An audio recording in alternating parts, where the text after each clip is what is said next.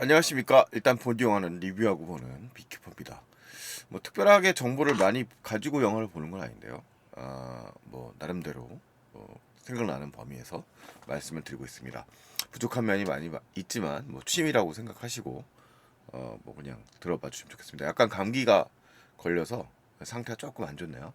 자, 비키퍼는 지금 극장가에 걸렸는데 최근에 사실 좀 볼만한 영화들이 또 개봉을 별로 안 하고 있어요. 그러니까 요즘은 현저히 좀 상업 영화관에서 개봉되는 편수가 좀 줄었다는 느낌이 있습니다. 이 OTT 시장이 커지고 나서 흥행 실패작들이 연이어 나다 보니까 그런 것 같기도 하고요. 비키퍼는 헐리우드의 약간 중급 정도, 그러니까 아주 블록버스터가 한 1억 불 정도라고 본다면 저예산 영화는 아니고 한 6천만 불 정도의 예산 규모의 영화입니다. 그리고 액션 영화인데요. 이 좀 국내 평은 사실 평단에 관심을 못 받고 있고, 반면에 이쪽 북미 쪽에서의 평은 또 괜찮은 편입니다.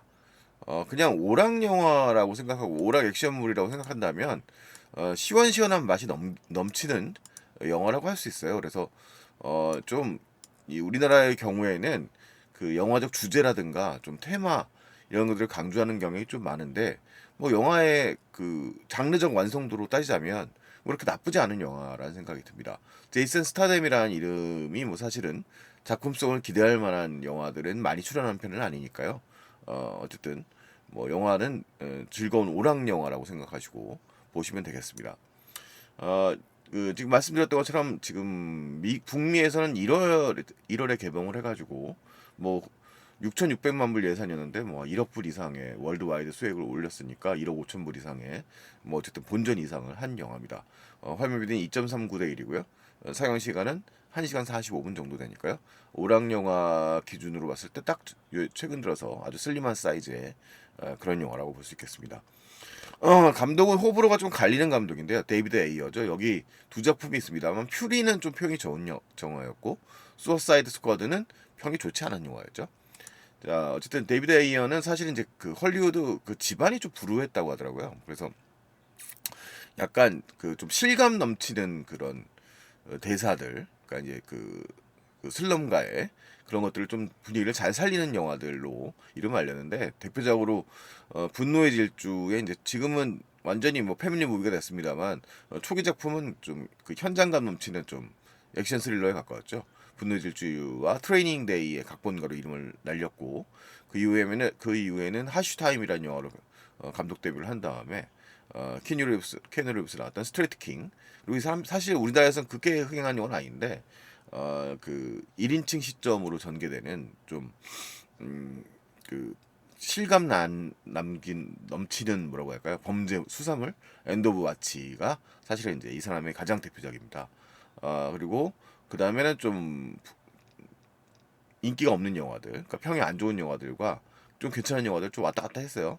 사보타지, 수어사이드 스쿼드, 더 수어사이드 스쿼드가 아닙니다. 그냥 수어사이드 스쿼드, 할리퀸이 맨 처음에 나왔던. 그 다음에 텍스 콜렉터 같은 영화들은 별로 평이 좋지 않았고, 그 다음에 퓨리나 브라이트도 뭐 그렇게 훌륭한 영화는 아닌 것 같은데, 하여튼 비키퍼 정도는 그렇게 나쁘지 않은 평가를 받았습니다. 자, 어쨌든 데이비드 에이어의 영화입니다. 그리고 주인공은 이 남자 제이슨 스타뎀이고요. 뭐 언제나 제이슨 스타뎀은 제이슨 스타뎀이죠. 뭐 어떤 캐릭터를 맡아도 항상 과묵하고 모든 주변의 나쁜 놈들은 다 박살이 나고 그리고 이제 진짜 나쁜 놈하고 큰 차이가 안 나는 행동을 보이는 남자. 아직 그냥 무자비한 처단자의 역할을 아주 잘하는 배우입니다. 영화에서는 비키퍼란 제목처럼 현직 양봉업자인데 사실 중의적 표현이고요. 비키퍼라는 건 벌꾼이라는 얘기인데 시스템의 보호자라는 뜻이기도 합니다. 그러니까 이제 그 벌떼의 인간 군집 생활을 하는 벌떼의 인간 사회를 본다면 뭐 비밀리에 이 조직을 보호하는 뭐 그런 캐릭터라고 할 수 있고요. 현재는 이제 은퇴 요원이라서 이 영화 속에서 이 사람의 동의를 일으키는 건 되게 심플해요. 그러니까 우리가 이제 아저씨 같은 영화에서도 등장합니다만 지금 이 필리시아 라사드라고 하는 이제 지금 이제 노배우죠. 엘로이즈 파커라는 역할을 맡은 이 역할에 이 인물이 살해당하는 게 아니죠. 그 보이스피싱 업체에게 한꺼번에 전 재산을 잃어버리게 됩니다.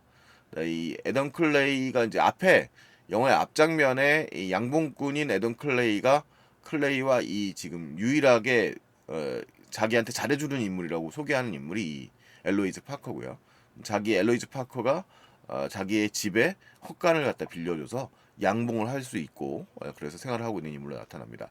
그래서 유일하게 에덤 클레이가 이제 지금 비밀 요원으로서 은퇴를 한 다음에 사회적 관계를 맺고 있는 인물이고요. 사실 이 사람은 이제 설정에 하면 은퇴한 교육자이자 봉사단체의 재정관리인이기도 합니다.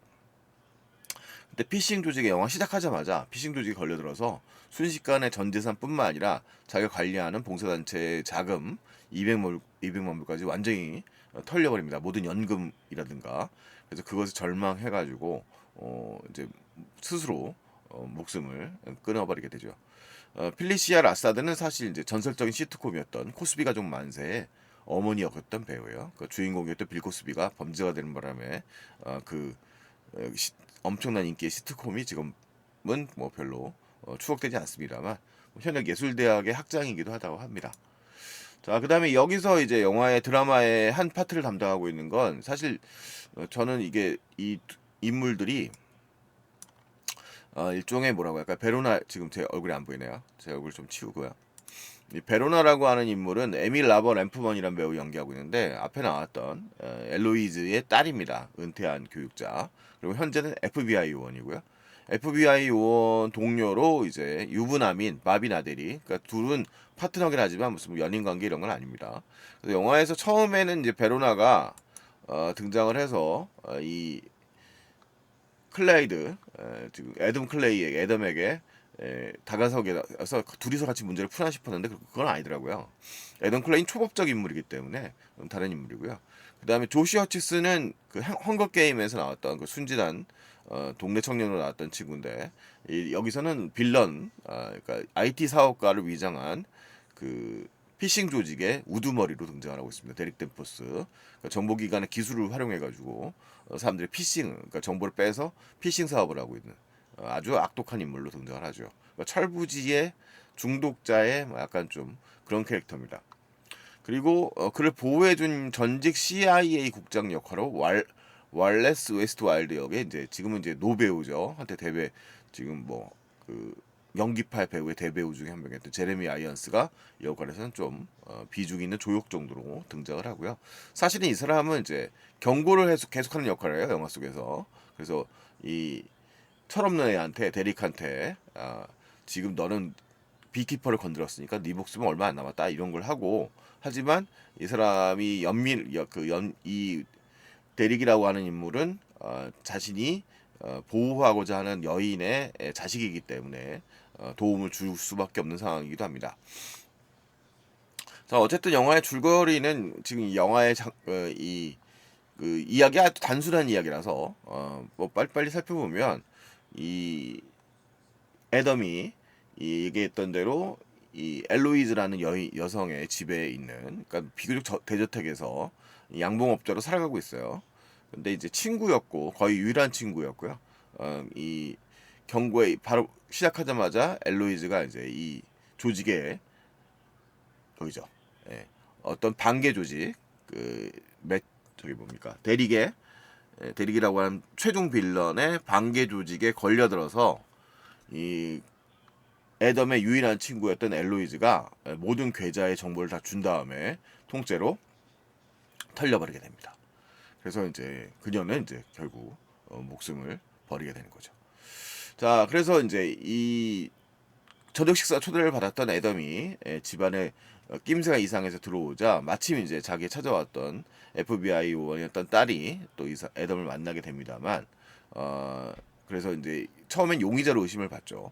하지만 아무래도 이 애덤은 용의자와 거리가 멀고 그리고 자신의 가장 친구였던 엘로이즈를 해친 이 조직들을 쫓아가서 바로 박살을 내버립니다. 그러니까 이게 거침이 없는 영화예요. 그래서 바로 뭐 사실은 이제 이렇게 하면 뭐 실제로 무죄가 풀린다고 볼 수 없겠지만 여기서 애덤이라는 인물은 초법적 인물이고 그러니까 이 법 위에 저스티스 정의라고 하는 것이 있다고 믿었던 단체의 비밀 요원이었던 사람이라서 법의 시스템을 넘어서는 인물이라고 말할 수 있어요. 그래서 여기서는 사적인 복수를 하고 있는 건데 그냥 가서 정말 말 그대로 부셔버립니다. 뭐 돈이라도 찾고 이런 거 없고 그냥 가서 부셔버리고 그냥 박살을 내버리고 납니다. 그 상황을 이제 이 반개 조직의 조직 대장이 그 매튜 저기 뭐야 대리에게 보스에게 보고를 하게 되는 거고요. 보고를 받은 대리는 네가 알아서 좀 해라라고 먼저 하게 됐죠. 그래서 그 배경 속에 이제 이 인지를 하게 돼요. 벌꾼이라고 비키퍼라는 걸 갖다가 이제 전 CIA 국장이었던 드레미 아이언스는 알고서 이 사람에게 경고를 하고 조심해라 라는 식으로 이제 말을 하게 되는 거예요. 그래서 인맥을 동원하고 비키퍼 프로그램을 동원해가지고 이제 통해서 이제 그 사람의 존재를 알게 되는 거죠. 애덤의 실제 이제 그 사람 경력을.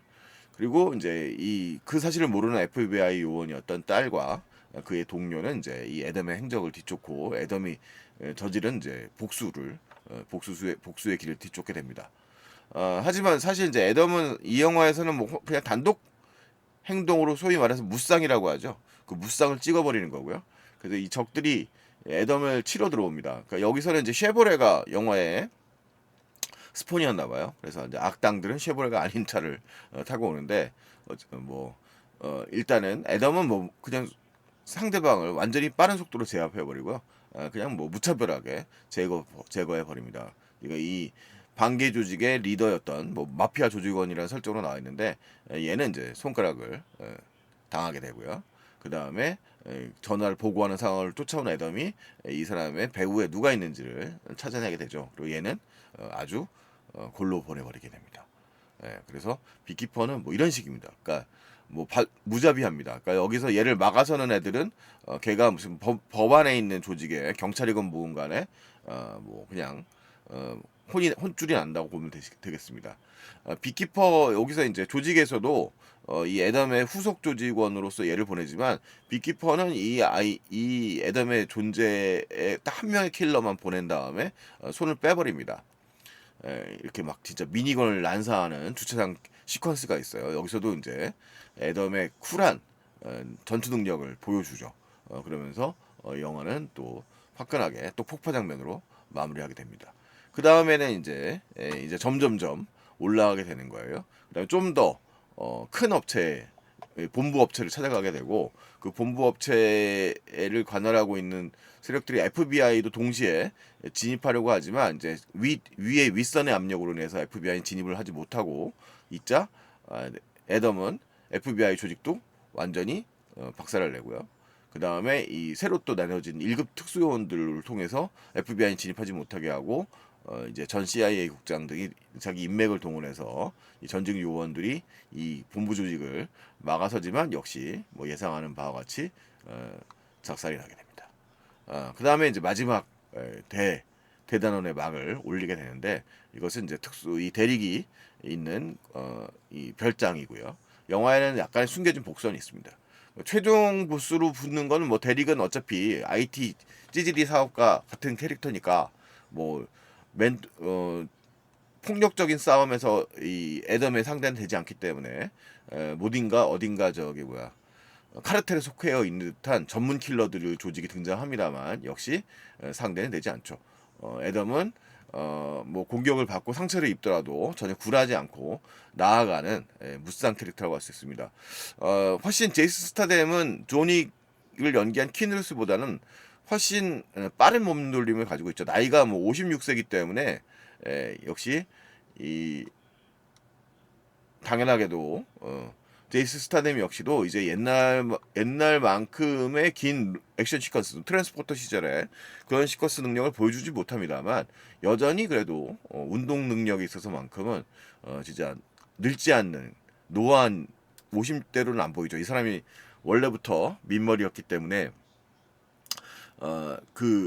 어렸을 때도랑 지금이랑 별 차이가 없어 보이기도 하고 그리고 몸 관리도 되게 잘하는 것 같아요. 몸도 날렵하고 어쨌든 뭐 커트를 많이 나눠가면서 찍어서 뭐 그 옛날 전성기 시절만큼은 아닐 수 있겠습니다만 정말 뭐 시원시원하게 액션을 풀어나가고 뭐 무차별적인 감각으로 갑니다. 그러니까 데이비드 에이어가 잘 찍었을 때는 뭐 고뇌하는 주인공 따위가 필요가 없죠. 그냥 뭐 바로 진입, 바로 박살, 그리고 길 막아서면 여기는 FBI의 공식이 되기 때문에 그나마 참사는 하지 않습니다만 뭔가 애매한 애들은 다 참살 대상이 돼버려요.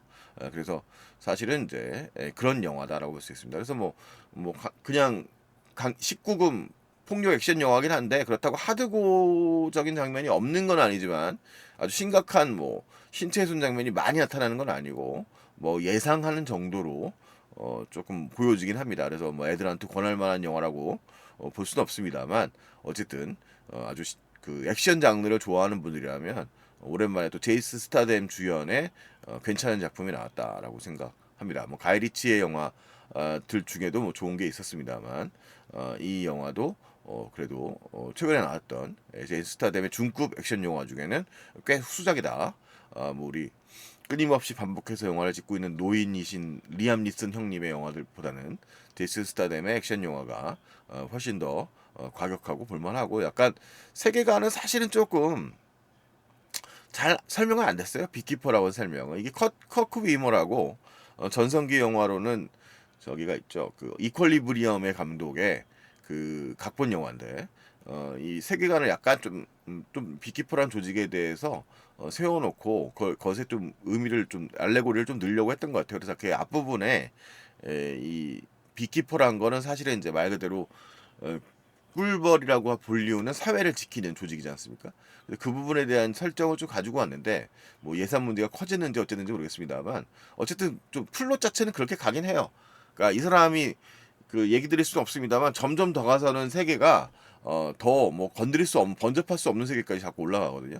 근데 이 사람은 개의치 않고 그냥 그냥 무차별로 뚫고 가버리니까 단신으로 그래서 현실상 판타지고 슈퍼히어로 영화에 가깝긴 합니다만 아주 시원시원한 맛이 있습니다. 그리고 이 사람이 결코 쓰러지지 않을 거라는 그러니까 스타뎀 특유의 좀 그런 게 있어요. 이 사람이 완전히 거구라든가 무슨 마동석 형님처럼 그 무지막지하다는 느낌은 사실은 있긴 하지만 그래도 파워풀하다는 느낌은 상대적으로 그렇게 보이진 않거든요. 근데 날렵하고 그리고 전혀 그 망설임 없는 행동들 같은 걸 확확 해버리기 때문에 일단은 액션 스타로서는 여전히 매력적인 배우라는 걸 어쩔 수 없는 것 같습니다.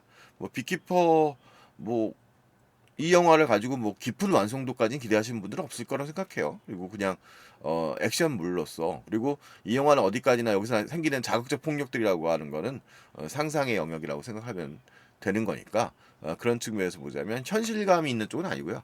이 영화의 그 데이비드 에이어가 연출했던 영화의 초기 영화들은 대부분 이제 거리의 대사들을 잘 살려낸 영화였고 그런데 작품이 이제 트레이닝 데이 같은 영화죠. 이제 덴젤 워싱턴이 나왔던 영화죠. 그걸로 이제 아카데미 나무주연상 받았는데 그런 영화들 같은 대사빨이 있는 영화는 아니고 말하자면 그런 플롯 자체를 몰고 들어가는 힘의 그 에너지의 힘으로 쭉 밀고 나가는 그러니까 주저를 전혀 하지 않고 질주하는 자동차 마냥 쭉 뻗어나가는 영화라고 할 수 있겠습니다. 그래서 장르적으로는 꽤 최근에 봤던 폭력 액션물 중에는 굉장히 좀 만족스러운 영화 중에 한 편이 아니었나라는 생각이 듭니다. 그런 점을 좋아하신다면 그렇게 즐겁게 보실 수 있는 영화 아닌 것 같습니다. 그냥 그러니까 리듬도 빠르고요. 그냥 순간순간 전개도 훅훅 마치 그냥 단계 올라가듯이 점점 더 센 상대를 만나서 다 유린해버리는 그런 영화죠. 그리고서 주인공은 이제 역시 살아남아서 나가버립니다. 그러니까 다음에 이 영화가 흥행이 잘 됐다면 속편도 나올 수 있겠죠. 비키퍼였습니다. 이상 소마 시네마였습니다.